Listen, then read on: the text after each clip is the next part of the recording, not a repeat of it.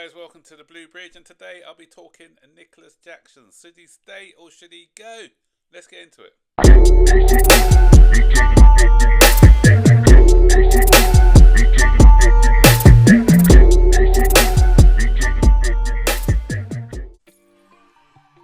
So, news came out by David Ornstein, one of the most recognised journalists, most reliable journalists out there, saying that Chelsea are willing to listen to offers for Nicolas Jackson this season.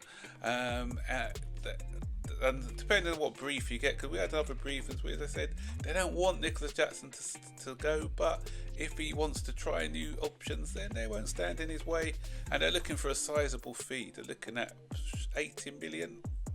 Don't think we're going to get 80 million for him, but I don't know, if you like the likes of Sesko, who are unproven, that's the sort of money that he's going for. Then Chelsea, but although I can't really see us getting 80, 60 million I think is going to be more realistic for him if he does go.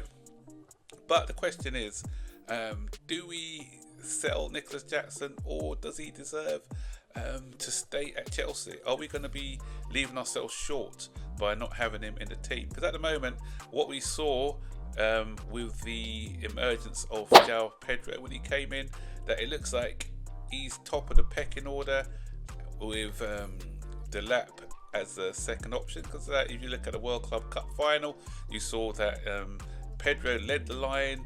Liam Delap came on afterwards, and there was no sign of Nicolas Jackson. So it looks like his days are numbered. We've got a heavy schedule. Though. Do we gamble with going in with two strikers? One still it's going to be his only second season in the Premier League, and the other one who's played a lot of positions, so he's not played as a 9. But the thing is, with João Pedro, that's his preferred position, is out front. Just because he's a versatile player who can also play on the left, on the right, and as a 10.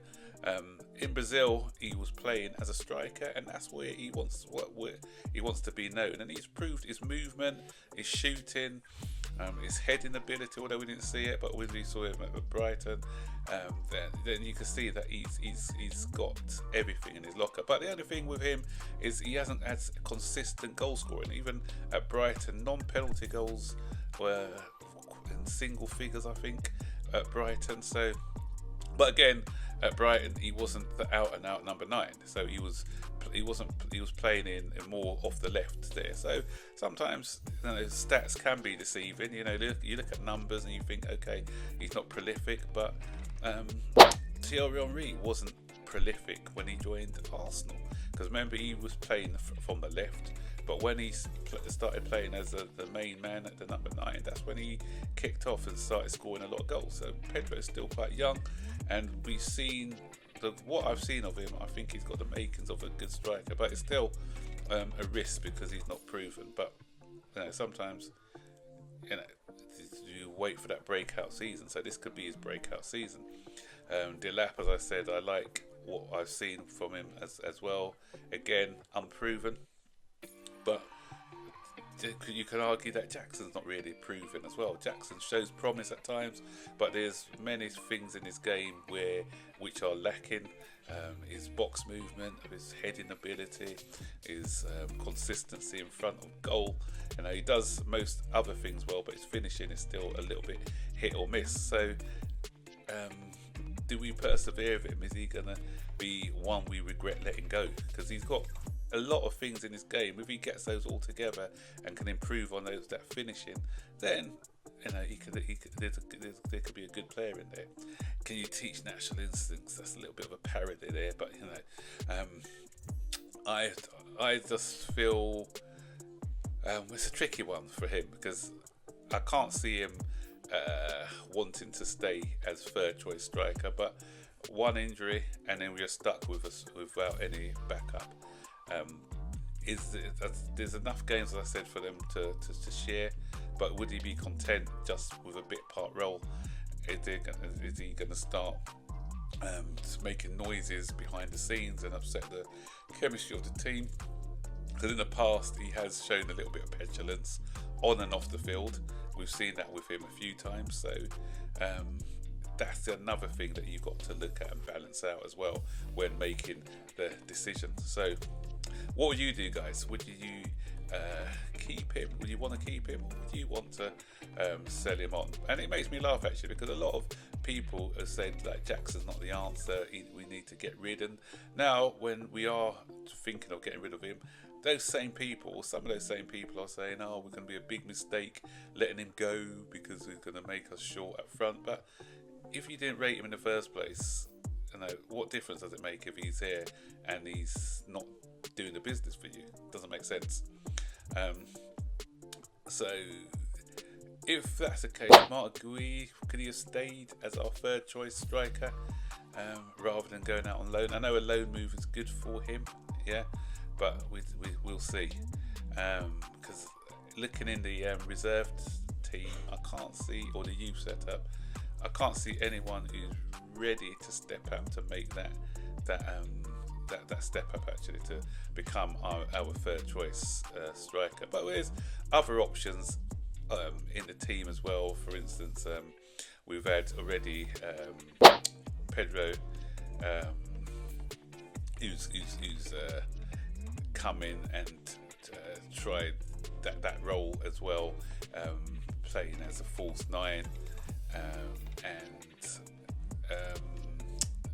who else is there in the team? Cole Palmer has done a false nine at times as well. We'll be very unlucky to have two of those players injured at the same time, but you know, it's football and anything can happen.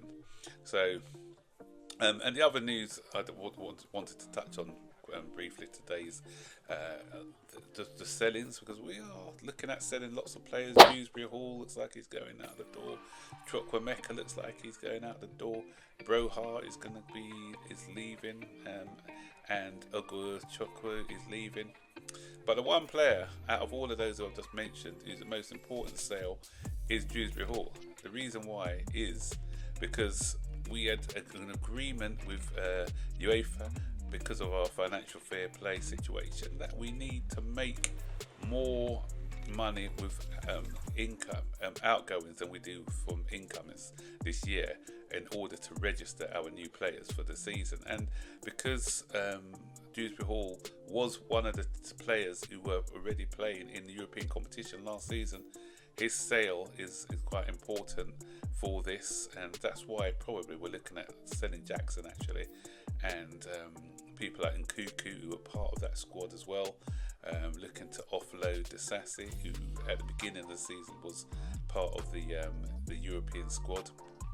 And there is talk about George, which I mentioned in the video the other day, maybe going on a permanent deal also. So those are why we have to make sales as well. So it's not as only to make way for the likes of Josiah Simons and people like that.